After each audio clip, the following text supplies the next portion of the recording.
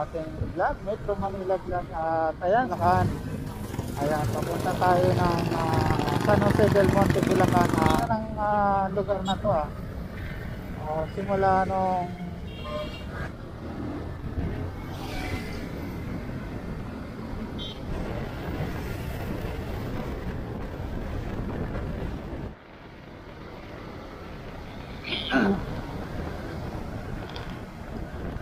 so ayan guys, magandang araw sa inyo lahat. Ayan, i-share na naman tayo ng ating video sa ating vlog, Metro Manila vlog. At ayan, so ito guys, ang ating vlog hindi na Metro Manila to kasi ito-vlog natin ito papuntang Bulacan. Ayan, papunta tayo ng San Jose del Monte, Bulacan. Ayan na, nandito tayo sa Mayanon. May kawayan. Ayan, makasot na kawayan ko pala ito guys, so tawid lang na legs. So,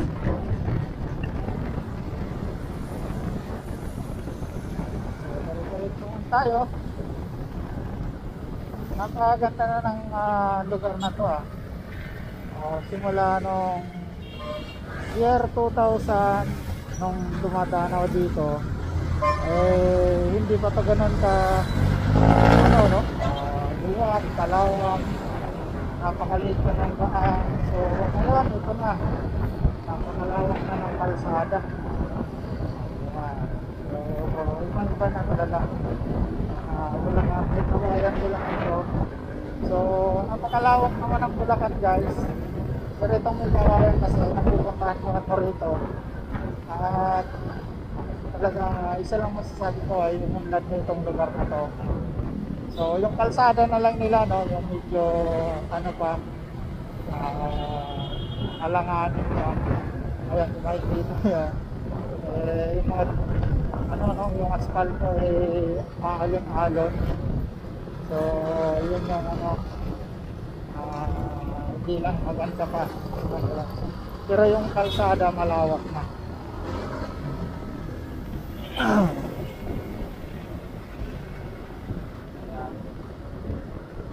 Malaki na yung kalsada niya dito sa part na to.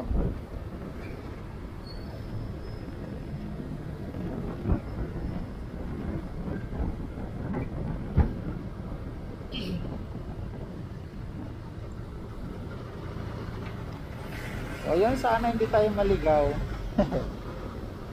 Punta ako sa kapatid ko sa San Jose del Monte, Bulacan. At ayun, kaya binidyo ko na rin para may share ko sa inyo yan yung lugar na ito.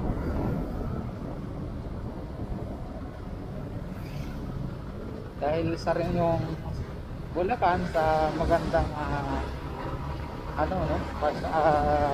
pwede natin puntahan. Pero nga lang, hindi ito mga pasyalan ng ating nadadaanan. Maliit lang ang mga pasyalan.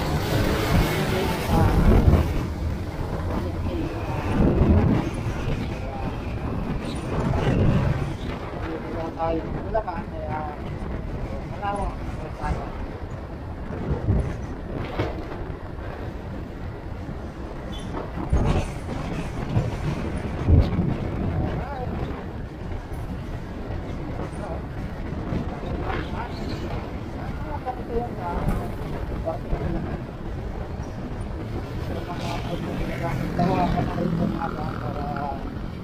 Iwas distraction na rin.